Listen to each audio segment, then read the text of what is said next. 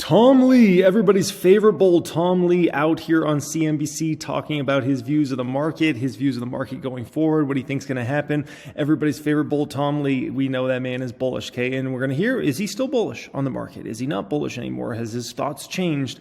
So I want to react to this, give obviously my opinions and perspectives against his opinions and perspectives here. And yeah, hope you guys enjoy this as always. This is the only dedicated video we're doing in this one here today because this is like a 14-minute video. So I thought this would be plenty sufficient for this one. Thanks everybody subscribe to the channel. 26,700 plus subscribers now at this point in time. So we're going up, okay? Like Palantir stock price, baby. We're going up. I appreciate everybody joining me as always. By the way, if you ever want to say hello to me, say hello to me on Instagram, Financial Education Jeremy. If you don't follow me on there, you can type it into Instagram. Make sure you spell everything right. A lot of people try to impersonate my account and try to get people to send them crypto and all types of crap. So make sure you spell it right, or you can just check out my description area. In the description area, there's actually a link that'll direct you directly to my Instagram if you ever want to say hello to me, if you enjoy the channel, anything like that. Alrighty guys, let's get into this. Is it rate cuts?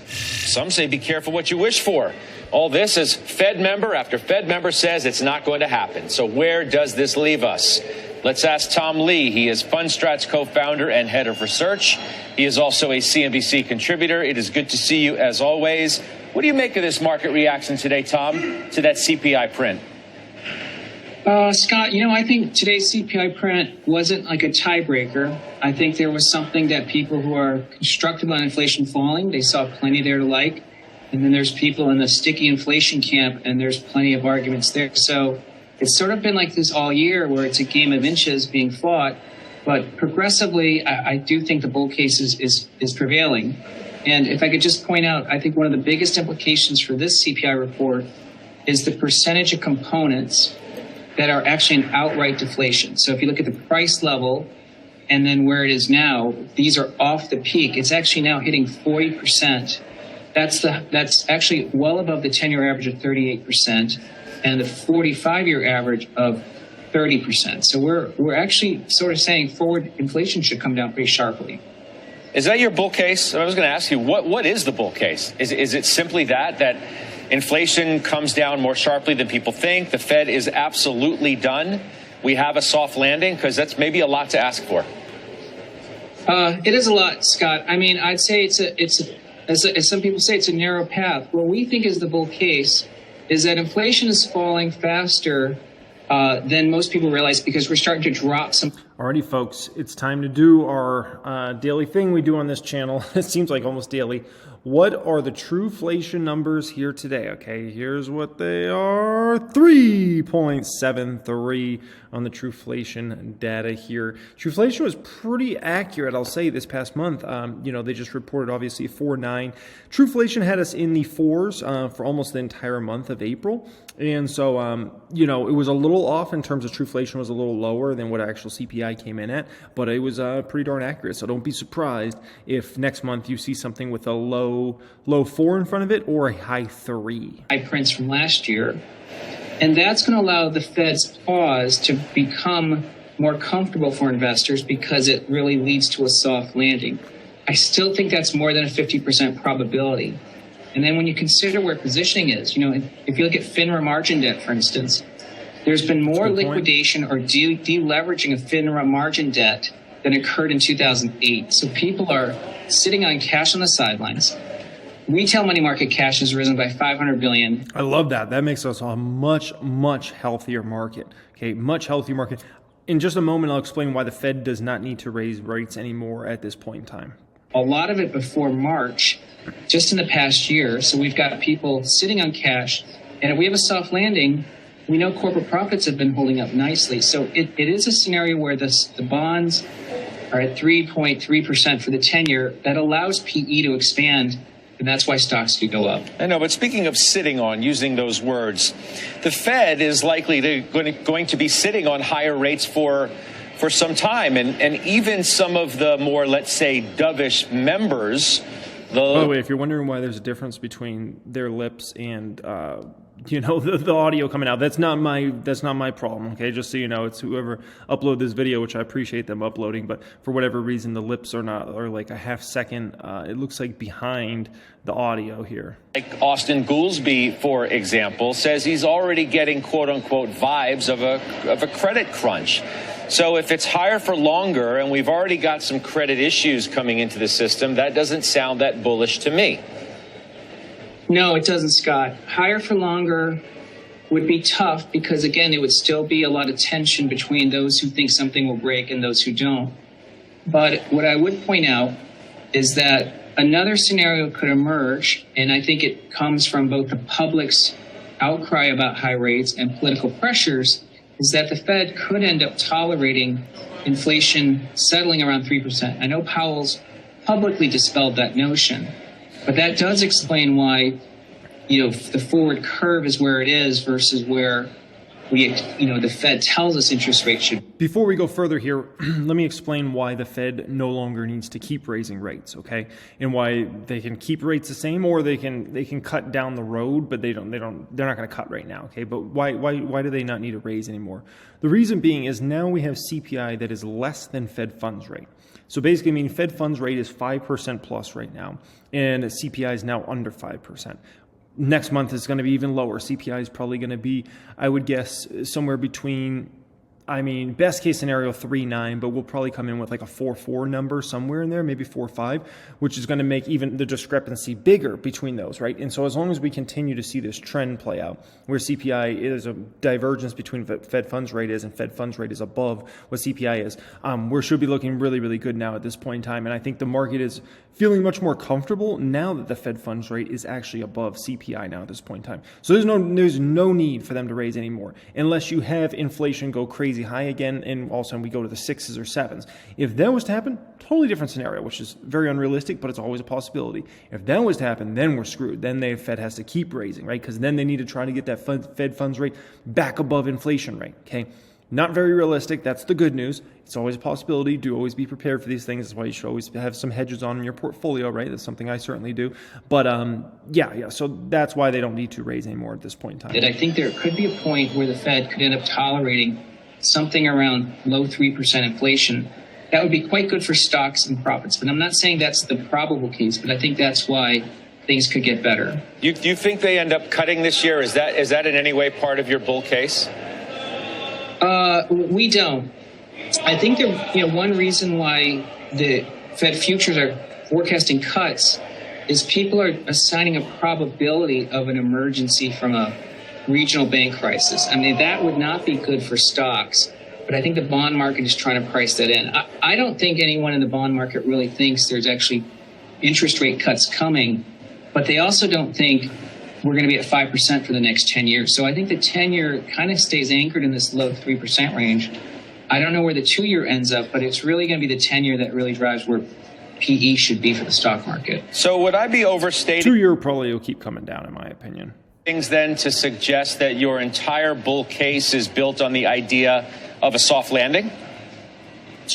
Yeah, Scott, it is based on that. And I know someone will say, look, we're grasping at straws, but as we've written for our clients this year, there have been 6 things that have happened this year that only happen at the start of a bull market, and they've never seen an occurrence in a bear market. So it does seem like the evidence is still showing October was probably the low. We're in a rising trend for the last 7 months. And if I had to explain why this is happening, to me, it would be the best explanation is the soft landings ahead of us. You know what? Let's expand the conversation and bring in Dan Greenhouse, if we could, Tom. He, of course, of Solus Alternative Asset Management, because I want to have a debate from 2 market participants, those who follow and watch and actually act in the markets every day. You hear what Tom says. Sure. Good to have you, obviously, here. What do you think? Yeah, I think there's a lot. Tom is articulating a view. He's not alone in articulating this view. Is it a credible view? So first thing I think about when I see a gentleman like this is I like to say, okay, who's he work for and what's he up to here, okay? And so it's good to just remember like these folks, right? Fundstrat, he's based upon their points, their positioning. Obviously, they're kind of like more long-term bullish and those sorts of things, right? Obviously. A gentleman like this, when I see something that says alternative asset management, that makes me think like outside of the stock market, obviously. Maybe it's gold, maybe it's silver. So those sorts of folks many times can come in with more of a bearish take. Okay? Why? They're more incentivized if they're alternative assets, right? That doesn't mean buying stocks. It's not an alternative asset. So these sorts of folks are more likely to take bearish points of view. And so it's just important to remember these sorts of things, folks. Well, sure, it's credible. I mean, listen, the Federal Reserve itself more or less is banking on something resembling a soft landing, although the staff at the Fed is predicting something close to a recession. Mm-hmm. But you've got other private sector actors like Goldman Sachs that have been arguing for quite some time that you can have a soft landing in the economy. I think where I take issue with Tom's argument, and I'll agree that I assume he's referring to the stock market, that there are 6 things that are occurring that only occur in bull markets. Where I would take issue is the idea that in order for this to happen, you'd be thwarting 40 years of data and activity on the part of the Federal Reserve. In that when you raise rates, my argument for a year and a half has basically been when you raise rates, bad things tend to happen, mm-hmm. and that's not because of any ill intentions. It's because the odds that 10 or 15 people sitting in a room can manipulate an interest rate in a $20+ trillion economy to fine-tune it perfectly mm-hmm. is fallacious. And I don't think that this time, in that sense, will be any different. I don't disagree that maybe the October low was the, quote, low, but I think the idea that we're not going to come close to revisiting that, at least, I would challenge that. Tom, what about the idea that maybe what we witnessed with the banks to this point isn't it? And I want you to listen to what Stanley Druckenmiller had to say on the point that Dan Greenhouse is making here, that when the Fed does what they do, and they do it in the speed in which they're doing it now, things break. And maybe the banks weren't the first thing to break. Listen to Druckenmiller. This is from Sohn yesterday. We'll kick it around on the other side. When you have free money, people do stupid things. When you have free money for 11 years, people do really stupid things. So there's stuff under the hood. It's starting to emerge. Obviously, the regional banks, recently we had Bed Bath & Beyond, but I would assume there's a lot more bodies coming. What about that, Tom, right? We're normalizing from what Druckenmiller would call way stupid. And it's inevitable that there's something else out there. What do you think? I mean, he's been proven correct. Somehow it just fixed itself. Nice, man. Nice. We look through the aftermath of things like Silicon Valley Bank. We did see a lot more evidence of sort of mismanaging what was visible risks emerging. I think, I don't want to be glib, but in the GFC, households were the ones really caught off their skis because they were using floating rate instruments, a lot of leverage with zero equity cushion. In this cycle, we know homeowners have actually been a lot more prudent, using fixed rate mortgages with a lot more equity. So the place where something bad could happen is where there is excess leverage and not a lot of equity cushion. In a lot of lending today in the corporate, that hasn't been the case. So to me, I do think things are still breaking and they haven't finished breaking. But like the 90s, where you did have a sort of a persistent banking crisis, it didn't take down the whole economy. So I think one of the things I'm still just using as a guide is that we had a 27% decline in 2022. That's the same decline that Volcker induced with his 9-step inflation war when he took rates to double digits. And the maximum drawdown on the S&P at that time was 27%. Mm-hmm. We achieved that in 9 months last year. So I think we already had that wealth shock.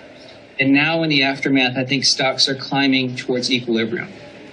Yeah, listen, that's all fair. And I agree that I think people discount a 27% drop in stocks, a rise in investment-grade credit spreads from 90 to 160 or whatever. I mean, you had a meaningful reaction in risk assets. I would also disagree somewhat in the larger sense that, like, these aren't 2 stocks I own personally, but I've got to say, both these are actually pretty attractive. I think PayPal is much more attractive, But I gotta say, even Airbnb, both these falls recently, I really like Airbnb's business model. I mean, they just have a beautiful business model that's so asset light is phenomenal, and they just have such an amazing brand name. I really like their business model a lot. I don't personally own the stock, but I like it. And then PayPal's valuation is disgustingly low right now. That one's just a pure valuation play. So those are actually both pretty darn attractive right now. The banks are the first things to blow up. I mean, you know as well as anyone, the unprofitable tech stocks blew up at the beginning of 2021. More profitable tech blew up, so to speak, at the end of 2022, and you sucked a lot of valuation out of the market. To Tom's point about leverage, which I think is entirely valid, this, in that sense, bears no similarity to what happened in 2008. But to the point, with respect to valuations in the equity market, you see this in the credit market and the equity market, that you're dealing with a situation. We find ourselves in a situation where credit spreads are still incredibly tight and equity valuations are still, for lack of a better word, pretty elevated. A lot of that is because of the largest names being Nvidia, Tesla, and so on. But with valuations at 18 plus times or whatever, and high yield spreads south of 500, IG spreads nowhere, like nothing is near a problem. And my point is the only interpretation is that the Fed is going to stick the landing, so to speak. And I hate to keep coming back to the Fed because at the end of the day... Look, all roads lead to the Fed. Sure, but to borrow a phrase from our old friend, corporate profits are the mother's milk of stock prices. And the negative repercussions are not leverage or a blow up. It's just simply going to be the economic environment is going to worsen, presumably, at some point, and stocks and spreads are going to start to reflect that sometime in the back half of the year. Something like that. Tom? Yeah, I think Dan's making sort of the point why this is a game of inches. I just would point out a few other things. One, when you look at PE, ex-FANG, it's closer to 15 times. And the two most expensive groups after FANG are staples and utilities. They're the defensive groups. 40% of the European stock markets are at all-time highs right now. In fact, several are at new all-time highs. And Japan is at an all-time high.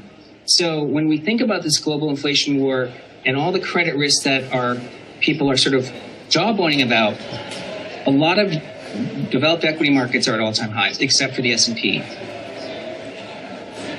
What about... The reason that's important is don't be surprised if over this next 12 to 24 months, money rotates from, let's call it those other markets, into the United States market. Don't be surprised at all. Mega cap tech, Tom, which you've been dead right about. You said it was the time when, it was kind of out of favor to start the year that you thought mega cap was going to have a good year. Well, it's had a year's worth of gains in just a few months. But what now? Well, our base case for FANG this year was that it could rise as much as 50%, partly because it was one of the first groups to really get hit. But I think as this year has unfolded, it really looks like FANG, and I'm being a little broader, including things like Nvidia and the semis, are so relevant to how you deal with inflation, whether it's through AI or automation. So these are incredibly important companies. And I think Stan's made that point that you can't really say that you're going to have diminished demand for these products. It's actually going to grow, and there's not new competition. So actually their ability to make future profits is higher. And that's why I think their PE could expand. And again, that really pulls up the whole market. Yeah, and some of these stocks are kind of taking a little bit of a breather. And when I say some of these stocks, I'm specifically talking about Meta, Apple, Microsoft. I feel like those stocks are kind of going to take a breather now at this point in time. I even feel like Nvidia a bit. Obviously, we'll see what happens with their earnings. That could shake up the stock a bit. But I feel like a lot of those sorts of stocks are taking a breather.